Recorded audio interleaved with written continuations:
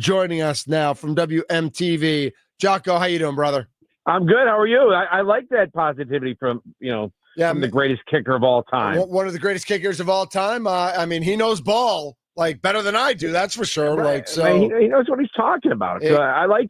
I'm sorry to say that he said 5-1. Let's go 6-0, baby. That's right. Let's go down to Tuscaloosa and let's grab the elephant by the tusk and rip him down to the ground. Roll badge. Wow, I like that. That's awesome. I was at a family wedding over the weekend, and it was in San Francisco, and my wife's uncle and cousins all grew up in Birmingham and are huge Alabama fans, and so they were like already goading me and inviting me down. They're like, "Oh, you can stay with us. Like it'll be so much fun." I'm like, "Yeah, you guys are jerks. Like you guys are just gonna be mean to me all weekend. Like you, right? Why would you want to do that? Right? Yeah, exactly." So. But I did see you rocking the Brewers shirt in San Francisco. Yes, I was. I had a little Facebook viral moment of while the Brewers were playing the Giants in Milwaukee, I was just letting everybody know in San Francisco that the Brewers are number one. And I think you posted it on Friday, so it was all good before the Saturday and Sunday debacles. But when you posted on Friday, it's all good. So it worked. So absolutely, it was good. It was good. So Jocko, how's it feel on Regent Street today? How's it feel? Like, is there already an electricity in the air? What's going on in Madison today? It is an absolutely picture perfect day, Chamber of Commerce kind of day. Love it. It is beautiful. It's awesome. It's game day in Madison. It's a night game in Madison. I mean, it's one of those days, I'm sure, back in the day that you and I would have started partying at 8 a.m. and then been, and not been well by kickoff time at 8 o'clock. We've both been there, my friend. That's for sure. But State Street is already rocking, and traffic is already, starting to get backed up a little bit as you make your way into campus. But it just feels good. It feels like there's a renewal of sorts. The past 2 years behind us, as far as people that follow the Badgers, and you and I talked about 3 weeks ago, and kind of the as camp began. But I feel like that this team has grown from last year. Despite the 5 tough losses at the end of the year, there was a glimmer of hope during the middle of the season when they did play against Penn State and they played them well, and they did play Oregon and play them well, and had chances to win those games, and you kind of forget about that they did look good, and the last couple of years they had quarterbacks that went down. I really like Billy Edwards Jr. Thunder. It's just a well-spoken kid, and maybe you can't call him a kid anymore because he's teetering on 23, 24. Right, he's been around for a little bit.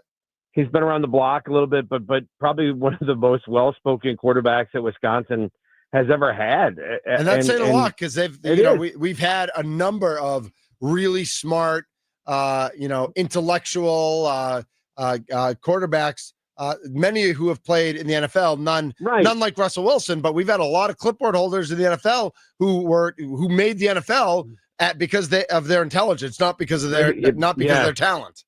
He's just a good kid, and I want him to do well. And I know that there are a lot of naysayers, and I guess after the last couple of years there should be some naysayers, but I do like where they're at as far as their quarterback spot. And all right, well, Jocko, tell us a little bit more about like what you like about him on the field. Like last year, 15 touchdowns, 9 interceptions, not a whole lot of big numbers with Maryland. No. But what do you think? What can Badgers fans expect to see from him on the field? We say how smart he is as far as being well spoken. I just think that he's a smart player as far as making good decisions. Nice. I think that he's got some talent around him, whether it be a wide receiver or tight ends. And a running back, he's got some good people to throw to, and some good people to hand the ball off to. That I think that he'll have a chance to show off his arm. He's not gonna loft an 80-yard pass down the sidelines, but I think he's got a strong quality arm Yep. And I think that he can move his feet a little bit. He's not, and again, he's not the second coming of Russell Wilson. Right. But I do think that if need be, if he needs to get out of the pocket and run the ball a little bit, he's going to be able to pick up 10, 15 yards on the ground and get you a first down. So that's why I like him. It's a change of pace, maybe from what the Badgers have had in the past couple of years, and I think that's why I'm excited for him.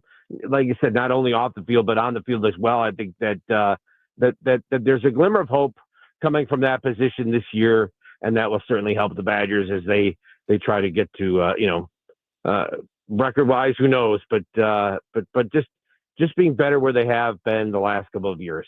Mike Jocko, Jacques joining us here on the Fan 105.7 FM 1250 AM from WMTV 15 in Madison.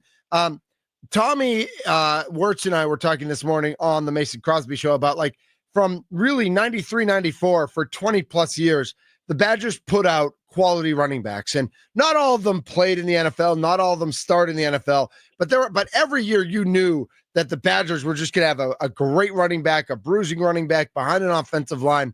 What can you tell us about the current running back room? Because these two guys who are this three-headed monster that we might see, all of them have strengths, but are we going to see that right away? How's that going to develop?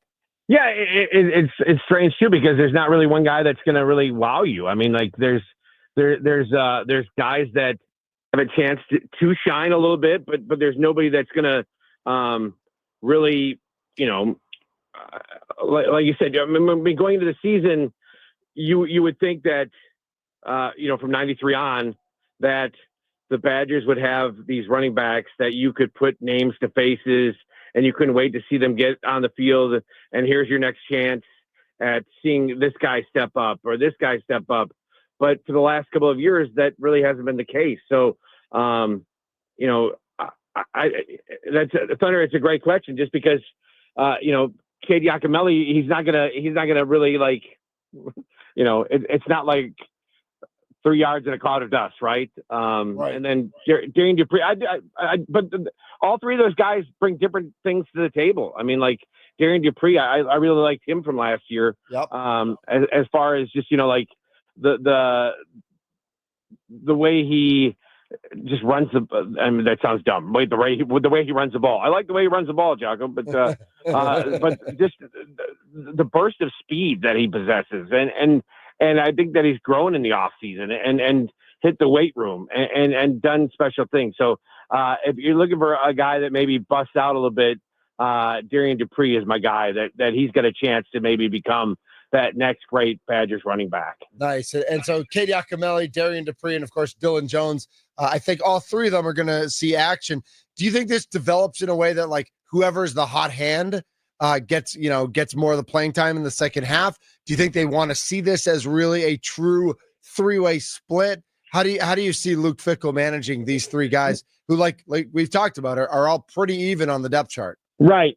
I think it's really the hot hand. I think that whoever gets going, and maybe by week 3, maybe week 3 is not a very good example, right? That you're gonna be hanging out with your cousins with my down cousins, in Alabama. yeah, exactly. That might, but maybe by as long as they're not kissing each other. Right. Ooh, sorry, Alabama. What's up now? You want some? Come get some. You know what I'm saying? Trouble. That's right. But as far as maybe week 4 against Maryland, you have more of an idea of who it's going to be as far as that goes. So I think then you'll know maybe one guy will stand out and be maybe the featured back. But I think right now, and especially tonight, that all three of those guys certainly get their looks, and maybe next week against Middle Tennessee State as well, that everybody's going to kind of get a chance to run the ball a little bit and show what they got, maybe to showcase for Alabama, maybe to show for the Big Ten as well. So we shall see. But it is weird, Mitch, I keep thinking back to, in years past when you think about Badger teams and 9-3 would have, I would have said, the Badgers might go 9-3 this year. People might have punched me in the mouth. Yeah, be a little disappointed by that. Yeah, right. You'd be like, what? Why 9-3? Who are they losing to? Or what's but now, like, I'm hoping for 6-6, and God, I would love a 7-5, right? Sure. And I know people write in on the talk and text line and be like, that dude is crazy and he's already drinking on State Street. Maybe I am, but I just see a lot of improvement as far as attitude, and that may go a long way when it's all said and done. And people can say it doesn't matter what you say in the locker room; it's what you do on the field. But I think that they grew a lot from those 5 losses, and I think that it has brought this team together, and it will show this coming season.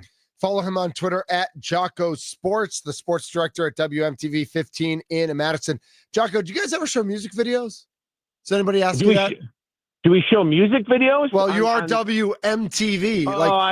How did MTV Music Television not buy that? Not come to Madison 40, 50 years ago and buy that from whoever owned the station then, and how did they let this little station in Madison, or this humongous station in Madison, keep WMTV and not take that away? Because I think we were here first, mind you. That's true. Because we were because I'm so old. When I first took the job here, I was like, I took the job at WMTV. I thought I was going to be playing videos all day, and nowadays, everybody in the newsroom is 23 years old, and they're like, "What's MTV?" And don't they show movies and old TV shows of Road Rules and Real World? The joke is no longer funny to the kids, so it's. But I appreciate it. I'm sorry I didn't get it right away, but that's okay. That's okay. MTV Music Television, baby, right here in Madison. Nice, I love it. So talking about the overall tenor and the feeling of the team, one of the things that I was wondering about is kind of what is the age makeup of this team? I know there are 5 freshmen scheduled to start, and that's a kind of a higher number for the Badgers than they've had in the past. But what is the feel in terms of graduate transfer leadership, senior leadership, guys who get what it means to be a Badger? Yeah, I look at a guy like Jake Renfro on the offensive line, who I was going to pick Joe Brunner because he's from Whitefish Bay, but that's okay. We can go Jake Renfro. So Jake Renfro and Joe Brunner, because he's from Whitefish Bay, who is an amazing dude, and his parents are awesome too, because I see them after games, and they're nice people, and I think they do follow me on Twitter at Jocko Sports, because they somehow know who I am, as they should. Yeah. But they're just those 2 guys, that whole offensive line, I think, has kind of kept things at an even keel. And they're a little bit on the older side. It is a little bit different, as a lot of the new faces, including Billy Edwards Jr. I mean, guys coming in, and game ones are a lot different from game ones in the past, because you're playing teams that have a whole new makeup of teams. But I feel like, I keep talking about things that have happened in the off season, but I really feel like this team is kind of bonded together, and those guys on the offensive line have helped this team grow a lot. So you are looking at the older guys to help the younger guys. Yeah, it is a weird mix, and you mentioned the freshmen that will start, but I think that it's not a progression of I'm going to be a freshman, work my way up into a starting position, but there's guys coming from all over. There is not a lot of guys that have played. It's weird also to look at the roster and see maybe not as many guys from the state of Wisconsin playing on this Badger roster, but that's kind of the makeup of what football is all about. I'd love to see more guys from the state of Wisconsin on this team. I don't know if that's necessarily Luke Fickell that has chosen that path, or college football has chosen that path. Maybe you look at what Brett Bielema's got down in Illinois, or old Roll the Boats got over there in Minnesota, but to see how many Minnesota kids he has, but it's just a different makeup. But as far as makeup of the team, I just think that it will be those older guys that are always helping the younger guys. That hasn't changed. I think the Badgers do have a good group of leaders leading the way as far as that goes. Mike, Jocko, Jacques joining us here on the Fan Guest Line, powered by Gruber Law. One call, that's all. And so, Jocko, the Vegas over-under number for this team this year is 5.5 wins. And, we debated this morning, we could see 4-8, we could see 5-7. It's a little bit tougher to see 6-6. And I think 7-5 would kind of blow everybody away, because I think everyone recognizes, right, that they've if not the toughest schedule in all of college football this year, it's definitely top 5 toughest schedule in all of college football this year. And so we also talked about how this team could be better this year with a worse record or with the same record as last year. But what would it take record-wise or play, or does record not even matter that much? And is it really the feeling and the performance on the field, irrespective of winning, that's going to make us more comfortable with Luke Fickell? I just think the record, I mean, obviously that's, you go to school and you get grades and you go home and show your mom and dad, right? And then, for me, it was at Greendale High School was, my mom and dad being pissed at me for the weekend. But for Luke Fickell, it is all about records. But I do think that with this schedule, you kind of throw it out a little bit. Mm-hmm. So I think that it is about feel as far as Chris McIntosh goes. I mean, if this team is 5-7, but they lose their last 5 games again, then that doesn't make sense, because I know there's games that would be hard to win before that. But if they fall apart at the end of the season, right? Yeah. If they tail off again and they don't look good, then there's question marks again. If they're 5-7 and they're improving and they look better than they did because of that schedule that is ominous, then things are going in the right direction. I still think there's a chance that this team has a chance to be 6-6, 7-5. We're throwing a party on State Street. We'll stop in at Parthenon Euros and we'll have a party. Sure. I'm here for a long time. Yes. But I just think, that 5.5 number from Vegas is a perfect number, because there's such a chance that there will be 5-7 again. 4-8. Yeah.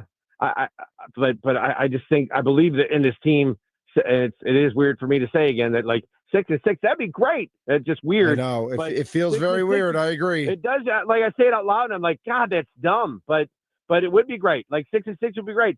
7-5 would be awesome. I still, people, you can rail me on the talking text line, whatever. But no, everybody loves you too much. I still think there's a chance. Like, you pull off some upsets, you beat Brett Bielema, you pull off another big upset. 7-5 is not out of the question for this team. He is Mike Jocko. Jacques. He is the sports director at WMTV 15 in Madison. I assume you're going to be at the game. Are you at the game tonight? Going to the game. Yep. I'm heading to Badger Bash here as soon as we end this call, which I'm, I'll go forever because then I got to go to work and stuff. But I'm heading to Badger Bash. I host Badger Bash, which is the University of Wisconsin Marching Band's big tailgate party. Do you do that every game? Every home game at Union South. Can I come and hang out with you for one of those games? Yes, that'd be awesome. Can I bring the Rumbles? Oh, let's do it. Yeah, please do. I'm in. 2.5 hours. Whether I go to the game or not, I'm definitely in for the pre-party. Oh my God, it is a great time. The band comes and performs their halftime show at Union South. Yeah, we start 2.5 hours before every home game. It seriously is a great time. It's like I say, it's a family atmosphere, but they sell cocktails. So I mean, like you can have your family. It's Wisconsin. We drink cocktails with our kids. Let's go. Right. So Jocko, it's a great time. Why is the game at 8 o'clock though? Like why isn't it 7? Why can't it be at 7? 7 would be great. What does the Big Ten Network What does the Big Ten Network have on tonight from 6 to 8 that they couldn't start this game till 8? Because 7 o'clock, a night game, a Thursday night, 7 o'clock's great. 8 o'clock is a little stupid. Yeah, I'll say it. It's dear Big Ten Network and dear the University of Wisconsin. 8 o'clock's a little stupid. I'm gonna text McIntosh right now. I'm gonna see if Mac will switch it to 7. Love Jocko and Thunder. Exactly. Was there a reason though? Did they? Yeah, I just think that was the Thursday night spot was 8 o'clock. Thanks for that. I'm not sure what's going on beforehand, but we're not the East Coast. This isn't how we roll. Right. You know why? There is a game beforehand. Oh, see, Ohio at Rutgers. So this is the matchup. It's Ohio and Miami of Ohio taking on the Big Ten, Rutgers in Wisconsin. But that's why, because there's a 5 o'clock East Coast game. That's why it's at 8 o'clock. Here's the question, though, and I'd ask the Big Ten. if that game goes 3.5 hours, are they going to hold back the Badger game for half an hour? Oh my God! Or do they start on one of the alternate Big Ten channels? Yeah, right.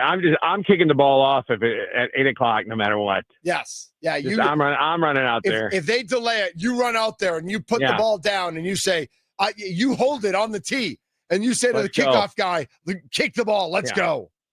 We got stuff to do. Exactly. We got stuff to do. We have lives to live here. Yes. And I was going to say the kids have 8:50 class tomorrow morning, but classes haven't started yet. So, next week. All right. Well, Jocko, thank you so much. As the season goes on, we're definitely going to be abusing this phone number a little bit. I hope that's okay. And I love it. Awesome. We will talk to you soon, my friend. Thank you so much. And everybody tune in to WMTV. No music videos, but the best sports department in Madison with Mike Jocko getting it done. Have fun tonight, my friend. Love you, brother. I'll talk to you soon. Love you too. He is the best. Mike Jocko Jacques right there.